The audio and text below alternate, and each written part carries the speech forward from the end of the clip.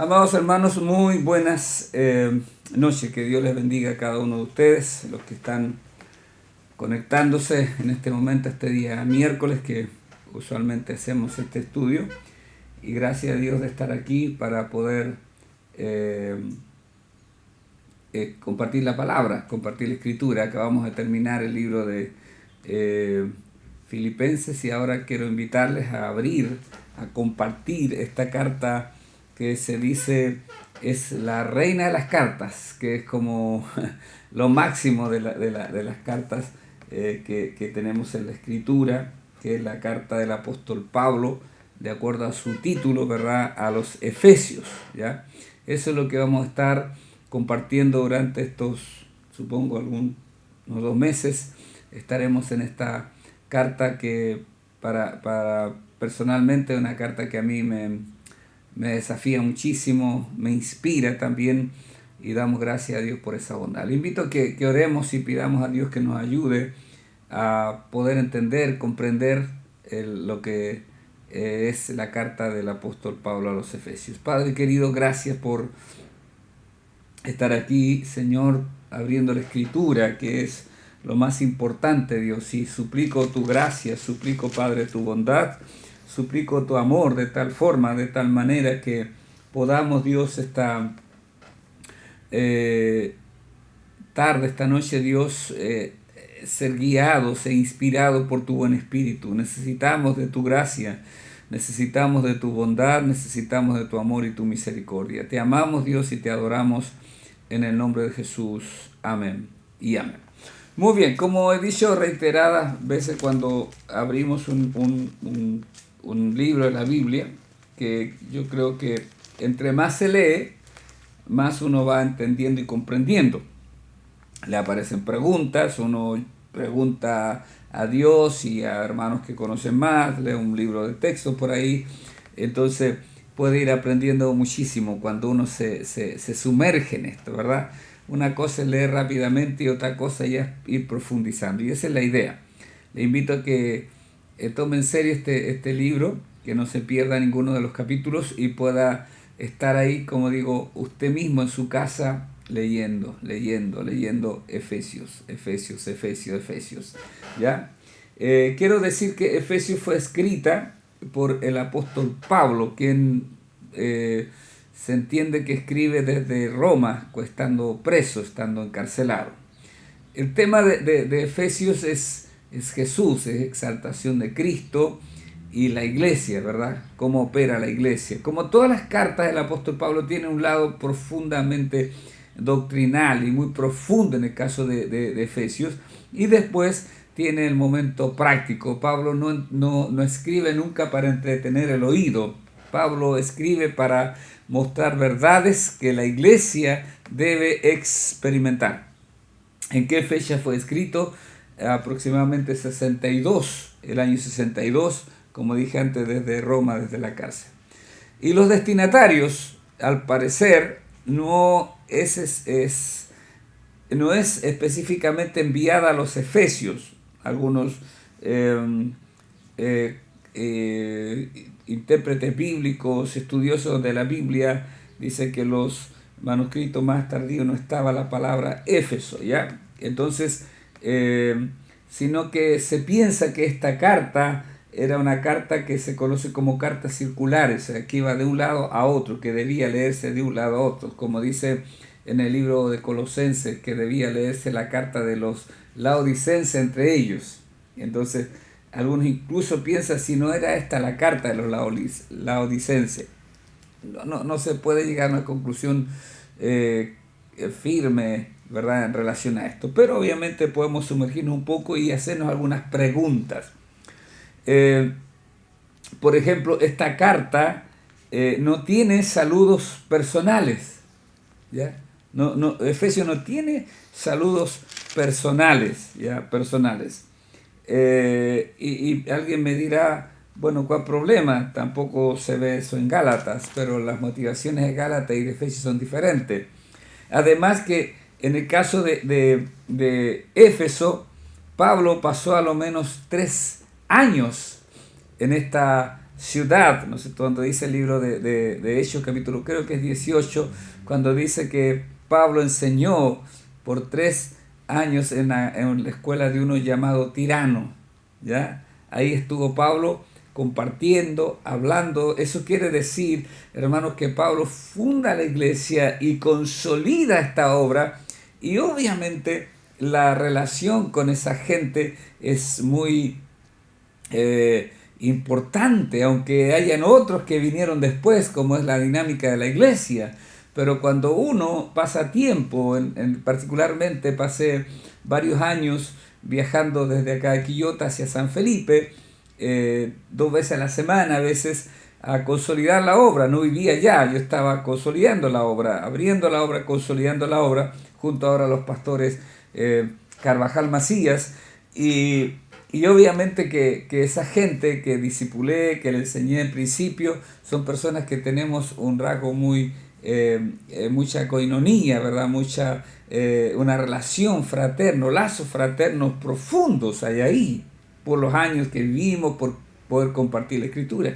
Eso llama la atención, que aquí no exista ese saludo, por eso, ¿ya? Entonces eso da un poco el pie, ¿no es cierto?, para ver, ¿no es cierto?, que esta carta no fue tan personal, no fue como diciendo, a esta iglesia la conozco tanto y entonces saludo a las personas, ni al final tampoco hay saludos personales. Cada uno puede sacar sus deducciones de eso, ¿ya? Esta carta también es interesante, que no fue escrita para salir al encuentro de alguna necesidad específica de la iglesia, como es el caso de los corintios, ¿verdad? Donde habían divisiones, donde Pablo mismo, los de Coré le llevaron noticias, le dijeron: apóstol, allá hay división. Y los hermanos de Corinto le preguntaban: ¿y qué de las vírgenes? ¿Y qué de los sacrificados a los ídolos? ¿Y qué de hablar en lengua? ¿Qué de las profecías? Había un montón de preguntas que ellos tenían, y el apóstol, a través de la primera carta, responde, sale al encuentro de una necesidad específica de la iglesia. En el caso de los Gálatas, Pablo responde duramente, porque veía que estaban los judaizantes trayendo otro evangelio a la iglesia de los Gálatas. Entonces, aquí no, aquí Pablo no aparece en ese tipo de situaciones. En el caso de lo que estudiamos anteriormente, como Filipenses, salía la situación quizás pequeñita, pero había un pequeño conflicto en la iglesia, que era entre Evodia y Síntique, y Pablo lo aborda. Pareciera ser que Pablo, en un momento de profunda quietud e inspiración del Señor, comienza a compartir, ¿ya?, lo que el Espíritu le está dando, lo que Dios le está revelando, lo que Dios le está mostrando en ese momento. Y uno, cuando entra esta carta, uno ve que Pablo de repente queda como extasiado con algunas cosas que Dios le muestra. Es interesante pensar que algunos piensan que Pablo no fue el escritor porque hay cosas que en otros lados no se tratan. Pero es tan profundo que yo pienso que hay una revelación del Espíritu a Pablo, y obviamente pareciera que es totalmente nuevo todo. Muy bien, vamos a leer entonces esta primera parte de nuestra lectura. No creo que podamos abordar todos estos versos hoy día, pero vamos a leer el verso 1 al 14. Efesios capítulo 1, del 1 al 14. En estos versos estaremos meditando esta mañana, amén, esta tarde, esta noche. Pablo, apóstol de Jesucristo, por la voluntad de Dios, a los santos y fieles en Cristo Jesús que están en Éfeso. Gracia y paz a ustedes de Dios nuestro Padre y del Señor Jesucristo. Bendito sea el Dios y Padre de nuestro Señor Jesucristo, que nos bendijo con toda bendición espiritual en los lugares celestiales en Cristo, según nos escogió en Él antes de la fundación del mundo, para que fuésemos santos y sin mancha delante de Él. En amor, habiéndonos predestinados para ser adoptados hijos suyos, por medio de Jesucristo según el puro afecto de su voluntad, para alabanza de la gloria de su gracia, con la cual nos hizo aceptos en el amado, en quien tenemos redención por su sangre, el perdón de pecados, según las riquezas de su gracia, que hizo sobreabundar para con nosotros en toda sabiduría e inteligencia, dándonos a conocer el misterio de su voluntad, según su beneplácito, el cual se había propuesto en sí mismo de reunir todas las cosas en Cristo, en la dispensación del cumplimiento de los tiempos, así las que están en los cielos como las que están en la tierra. En Él, asimismo, tuvimos herencia, habiendo sido predestinados conforme al propósito del que hace todas las cosas según el designio de su voluntad, a fin de que seamos para alabanza de su gloria, nosotros los que primeramente esperábamos en Cristo. En Él también vosotros, habiendo oído la palabra de verdad, el evangelio de vuestra salvación, y habiendo creído en Él, fuisteis sellados con el Espíritu Santo de la promesa, que es las arras de nuestra herencia, hasta la redención de la posesión adquirida para alabanza de su gloria. Dios añada bendición en esta meditación que tendremos de la Escritura esta tarde, esta noche.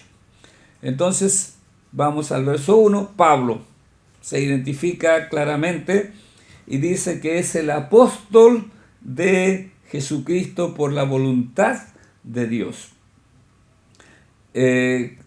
Entonces, Pablo es el que escribe, y Pablo es el que declara, ¿no es cierto?, quién es, y se declara apóstol, el enviado con una misión de Jesucristo. Dios eligió para algo al apóstol y le dio esta designación apostólica para poder fundar las iglesias y poder establecer doctrina sobre la iglesia.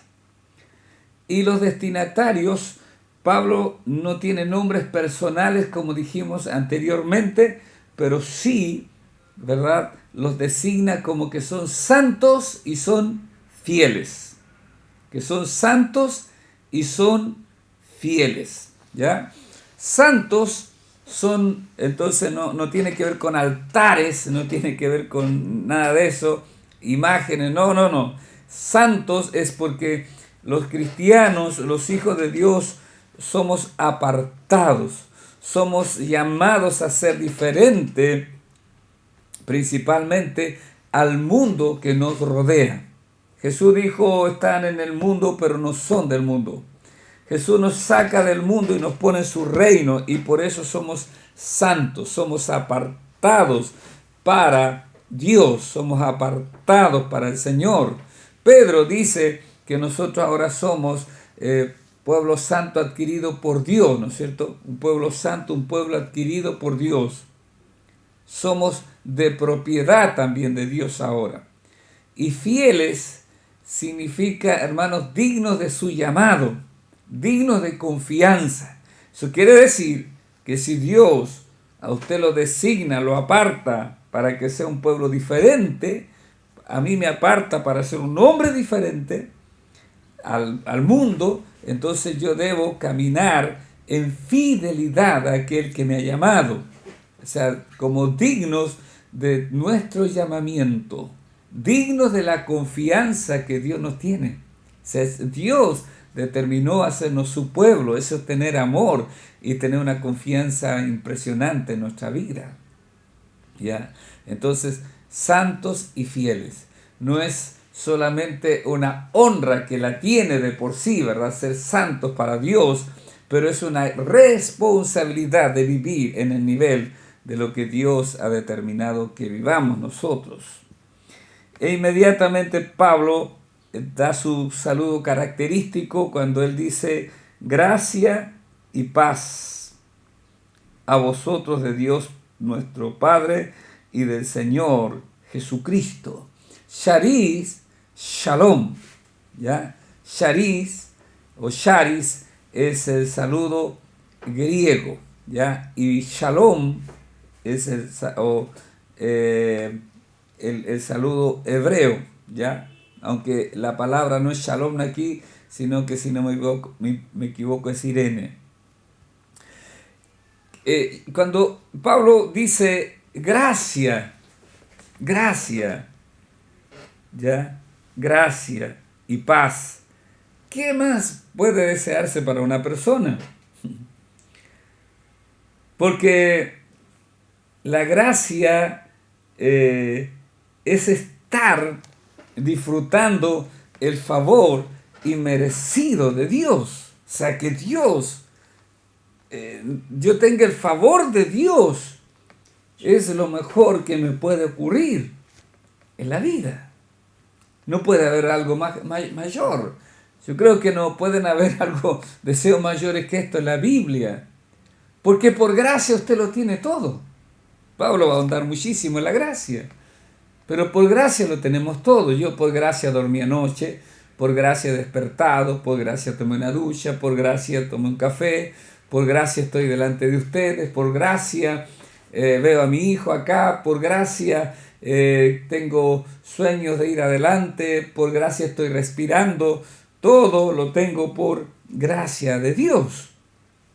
O sea, la gracia de Dios lo más importante, es lo más importante. Recuerdo un maestro que nos estuvo impartiendo hace años atrás una temática por ahí, decía, ¿cuál es la palabra más importante? Bueno, decían paz, amor, y dice, no, la palabra más importante es gracia, porque por gracia tenemos amor, por gracia podemos tener paz. La gracia es el favor inmerecido de Dios hacia el hombre como usted y como yo, ¿ya? Entonces, Pablo desea eso. Y shalom, que es paz. Ya estuvimos hablando en Filipenses acerca de la paz. Que la paz de Dios no tiene que ver que estar sin problemas, sin dificultad. No, la paz de Dios tiene que ver con eso. Pero es tener tranquilidad por sobre las circunstancias y a veces adversas que nos puedan tocar vivir. La situación en la vida, tenemos nuestras dificultades, nuestros problemas a veces, pero ahí podemos encontrar paz, ¿ya? Por eso, repitiendo lo que dice Pablo en Filipenses, por nada estéis afanosos, sino que sean conocidas vuestras peticiones delante del Señor, y la paz de Dios, que sobrepasa todo entendimiento, guardará vuestros corazones y pensamientos en Cristo. O sea, hay una paz que sobrepasa las circunstancias. Sí, ¿cuál es la paz de Dios? Y eso es lo que Pablo está diciendo que nosotros debemos, él desea que la iglesia pueda experimentar, que la iglesia pueda vivir. Verso 3. Bendito sea el Dios y Padre de nuestro Señor Jesucristo. Bendito sea el Dios y Padre de nuestro Señor Jesucristo. Dice, hay alabanza, ¿verdad? Nunca debemos olvidarnos que hemos sido puestos para alabar a Dios. Y declara que nos bendijo con toda bendición espiritual en los lugares celestiales en Cristo. Y aquí nos habla de la provisión del Padre. Para Pablo, todo lo que nosotros tenemos, somos y hacemos los cristianos es porque estamos en Cristo. Entonces dice que en Cristo, o sea, cuando Dios nos mira con gracia, con bondad, con amor, decide bendecirnos en Cristo. Y por eso la palabra está en pasado, no está en futuro. Nos bendijo. No está diciendo nos va a bendecir, no. Dice cuando Jesús estuvo aquí en la cruz, Dios nos bendijo con Él, con toda bendición espiritual en lugares celestiales en Cristo. O sea, Dios hizo una provisión eterna para nosotros. Dios nos bendijo con todo. Por eso un cristiano debe estar a los pies del Señor y debe recurrir donde Dios está. Por eso se nos abre las puertas al lugar santísimo, para estar donde Dios está, no para mendigar algo, sino para buscar, para pedir con humildad lo que Dios ya nos ha provisto. Si Dios te llama a algo espiritual, es porque Dios ya hizo la provisión, Dios sabe cómo lo hará.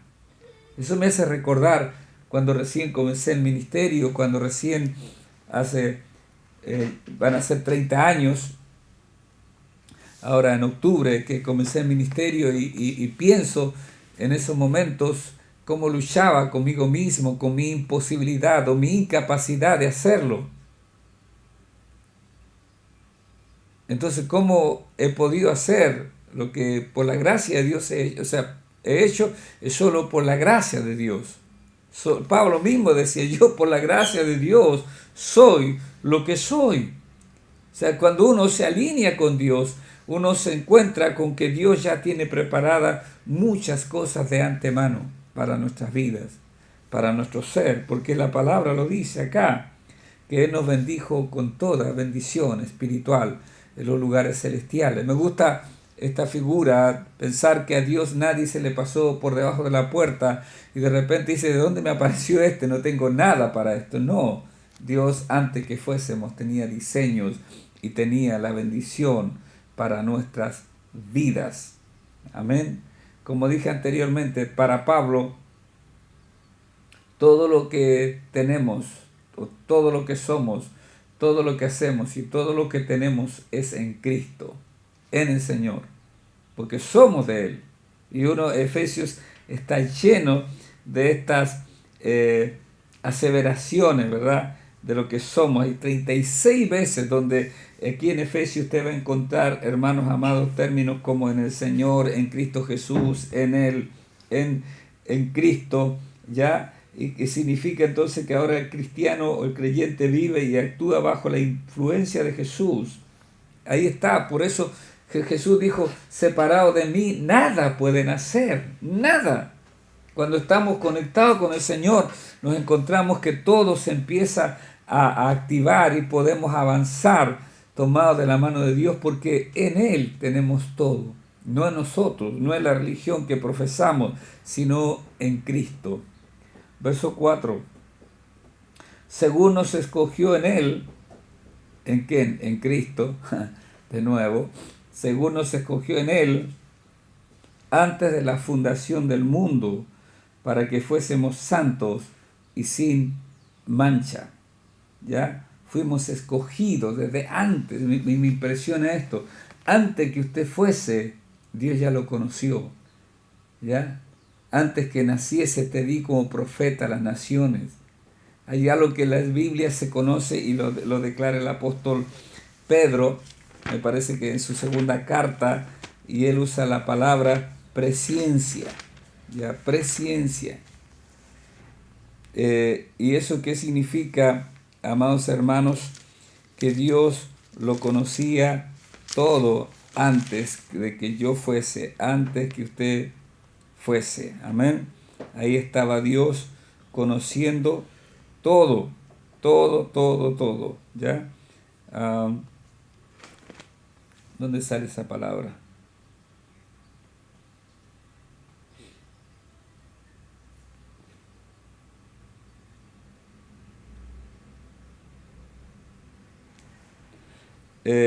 Dios lo conoce, como digo, todo antes que nosotros lo conozcamos a Él. Aquí está en 1 de Pedro capítulo 1, verso 2, elegidos según la presencia de Dios, presciencia, Padre, en santificación del Espíritu, ¿ya?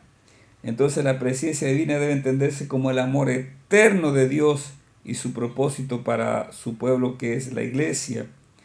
Los elegidos son el conjunto de verdaderos creyentes elegidos en armonía con la determinación de Dios de redimir la iglesia con la sangre de Cristo. Somos elegidos en Cristo, ¿verdad?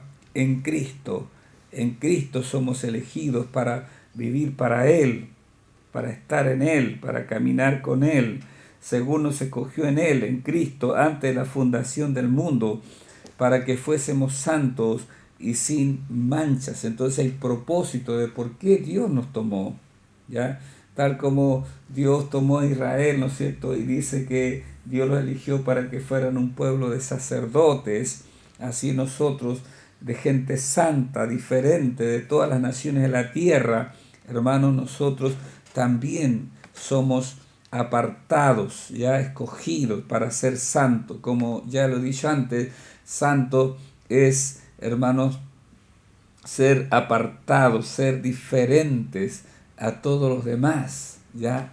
Y cuando dice y sin mancha, ¿ya? Está hablando o llevando la idea tomada de los sacrificios en donde los animales debían ser sin defecto, ¿ya? No podían, ¿no es cierto?, ser cojos, no podían tener algún defecto alguno, debería ser impecable. Por eso cuando habla Malaquías y profetiza en contra de Israel, le dice, oye, llévelo a esos animales defectuosos, lléveselos a su príncipe, a ver si se los acepta. Porque Dios está diciendo que debían ser sin manchas esos animalitos, ¿ya? Entonces, la idea ahora, aplicándola a nuestra vida, es que nosotros hemos sido apartados, pero debemos caminar ya sin mancha, debemos ser liberados. El pecado debe retroceder cada día más y más desde nuestros corazones. No podemos estar abrazando el pecado porque el pecado nos mancha, ¿verdad? Pone mancha en nuestras vestiduras, en nuestra forma de vivir. Entonces, no es lo que Dios quiere que sea. Y después dice el apóstol en el verso 5, en amor, habiéndonos predestinado para ser adoptados hijos suyos por medio de Jesucristo, según el puro afecto de su voluntad, ¿ya? Estos escogidos, ¿no es cierto?, estos que Dios conoció de antemano, ¿ya? Estos que somos predestinados en Cristo, pues creemos que Jesús no murió por un puñado de personas, Jesús murió por todos. Si bien es cierto, Dios sabe a los que van a ser salvos, pero creemos también que cada uno determina el llamamiento, se acepta el llamamiento de Dios, por eso predicamos la palabra, por eso compartimos la Escritura.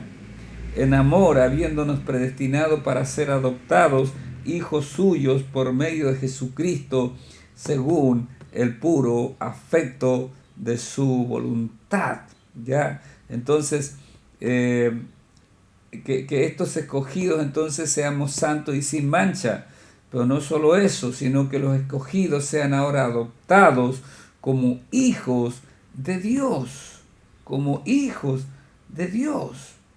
Y eso es tan potente, es tan poderoso, hermanos, ser adoptados, hijos de Dios. Dios en su gracia pudo salvarnos.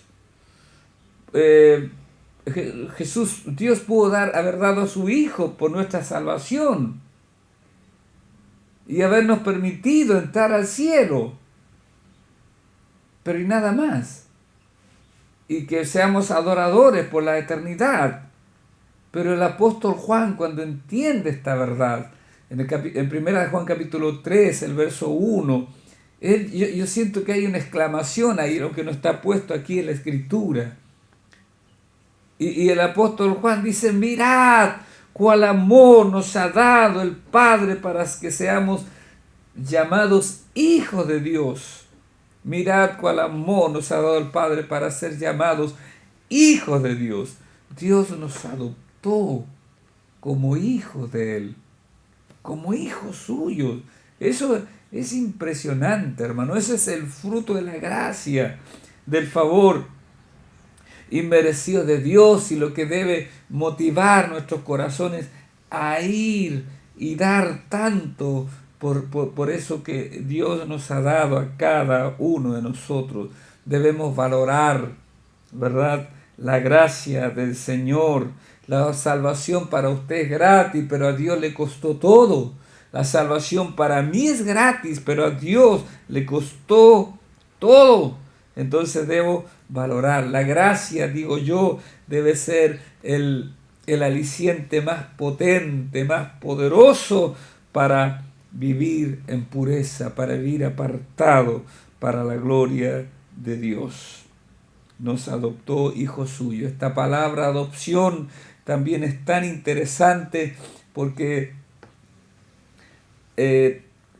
habla, ¿no es cierto?, de una costumbre fuerte que había también en Roma, principalmente en el Imperio Romano, con la adopción, ¿ya? Por eso Pablo lo aborda también en el libro de Romanos, fuerte esto, porque en Roma, cuando una persona iba a ser adoptada, se encontraba con un tema que se llama, y que todavía se usa en las leyes, la patria potestad, ¿ya? Que hoy día, cada día, estos gobiernos y doctrinas corruptas, anticristianas y antivalóricas cristianas, buscan romper, ¿no es cierto?, el derecho de los padres sobre los hijos. En Roma, un padre tenía lo que se llama la patria potestad, y ese padre, hermanos, nunca perdía eso, aunque el hijo se casara, aunque el hijo fuera mayor, el padre mandaba, el padre gobernaba, ¿ya? Entonces, cuando había una